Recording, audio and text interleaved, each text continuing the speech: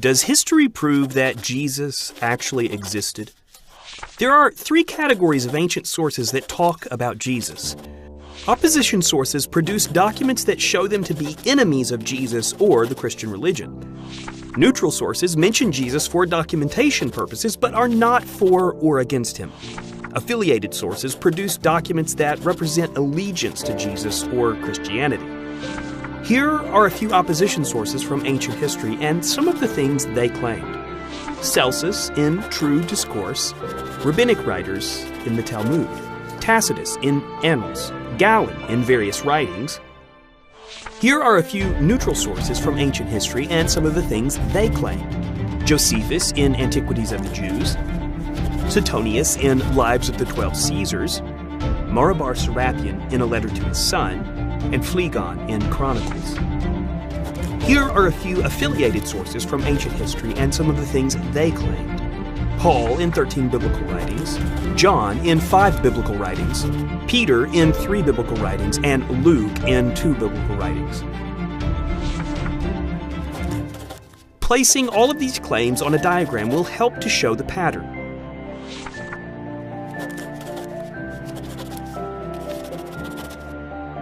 They didn't agree on much, but they did agree on at least one thing: that Jesus existed.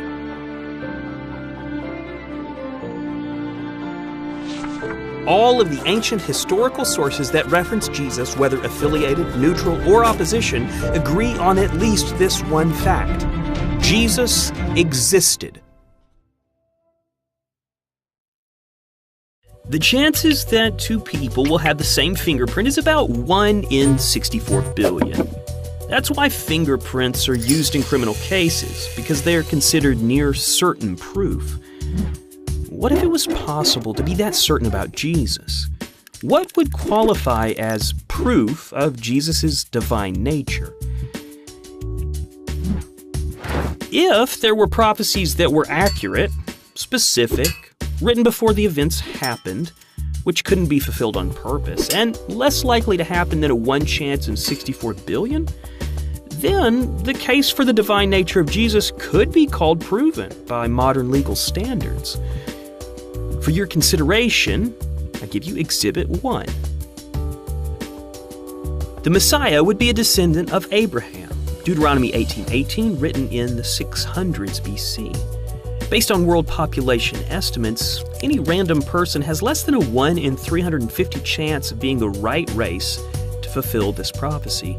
Number 2, the Messiah would be from the tribe of Judah. That's Genesis 49:10, which was written in the 900s BC. And the Messiah would be a descendant of David. That's 2 Samuel 7:12, written in the 500s BC. The odds that any given descendant of Abraham could fulfill this prophecy is about a 1 in 10 chance. Number 3, the Messiah would arrive while the temple was still standing. That's in Malachi 3:1, written in the 400s. And the Messiah would be revealed by 33 AD. That's in Daniel 9 and written in the 500s. Any person who has lived since then had a 1 in 16 chance of being born close enough to this date. Number 4, the Messiah would be born in Bethlehem. That's Micah 5:2, written in the 700s BC. There was a 1 in 3,968 chance of a Roman-era Jew being born in the right place to fulfill this prophecy. Number 5, the Messiah would be wounded and pierced before his death and would be assigned a grave with criminals. That's Isaiah 53, 5-9, written in the 700s BC. That has a 1 in 306 chance of being randomly fulfilled. Virtually all credible religious, agnostic, or atheist experts of history agree that Jesus was born in Bethlehem, a descendant of Abraham, Judah, and David, was alive during the Second Temple period, was hailed as Messiah by the crowd in 33 AD, was wounded and pierced before his death, and was assigned a grave with criminals. Historians also agree that the verses that predict these things were written down hundreds of years before Jesus' life. Calculated together, the probability of all these predictions being randomly fulfilled in one person is about a 1 in 68 billion chance. That means it's slightly less likely than two people having the same fingerprint which is estimated at a 1 in 64 billion chance. So, if you trust a fingerprint as proof, you should trust Jesus too. To see how these probabilities in this video were calculated, and much more, go to questionsfromatheist.com. The unique thing about Christianity is that it was so simple to disprove. Although most religions make claims that are designed to be impossible to refute, not so for Christianity. Christianity's primary event, the resurrection, would have been simple to disprove if it were fabricated. Although it should have been simple, it was never disproved. Because a bunch of young guys from out of town with no budget, no political connections, and no mob support would have had to pull off an impossible heist in which they had to steal a high-profile body from Roman soldiers without being detected. Even if they succeeded, they couldn't secretly bury the body because the city was overpacked with visitors for Passover. They couldn't secretly burn the body because it would require a large fire and attract attention. They couldn't secretly carry the body out of town without being noticed and arrested. Still, to falsely claim a resurrection, they would have to dispose of the body. Despite a thorough investigation, no body or even a single bone was ever found. And the tomb stood open for the public to see. If it were false, the witnesses would have to maintain their conspiracy for the rest of their lives. Yet, those who claimed the resurrection stuck to their story for the next 40 years, retelling it with amazing consistency throughout the world, and willingly died to prove they were telling the truth. That's the power of Christianity, that it should have been so simple to disprove, and yet, no one could.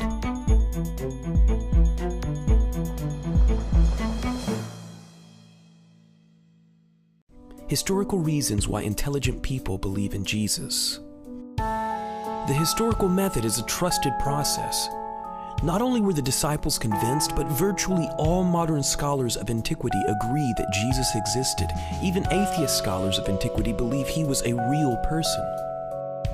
He was accepted by his peers. The most scrutinizing audience would be the eyewitnesses of Jesus' life.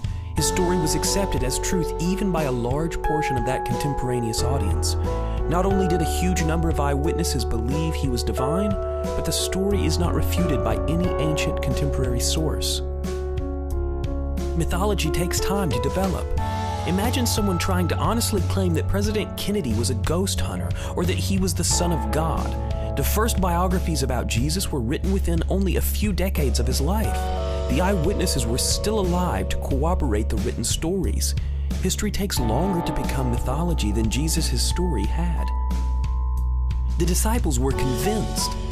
The eyewitnesses believed that Jesus had risen from the dead along with performing about a zillion other miracles. Scholars agree that the disciples found the tomb empty on the third day. They were convinced. The eyewitnesses were willing to die. If the eyewitnesses had made the story up, they would not have sacrificed their lives to prove that the story was true. All they would have had to do is shut up about it. But instead, they were hanged, beheaded, boiled in oil, stabbed, stoned, crucified, and beaten to death, simply to prove the story was true. Now that's tenacity.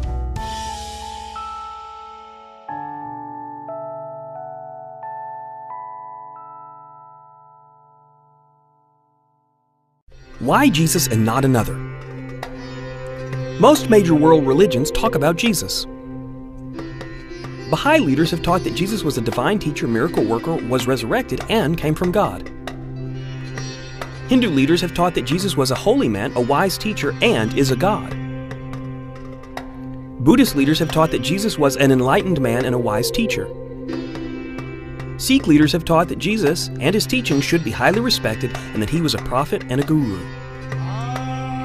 Muslim leaders have taught that Jesus was virgin-born, a wise prophet to be revered who ascended to heaven and will return. Most religions acknowledge Jesus as a religious authority, but what does Jesus say about other religions?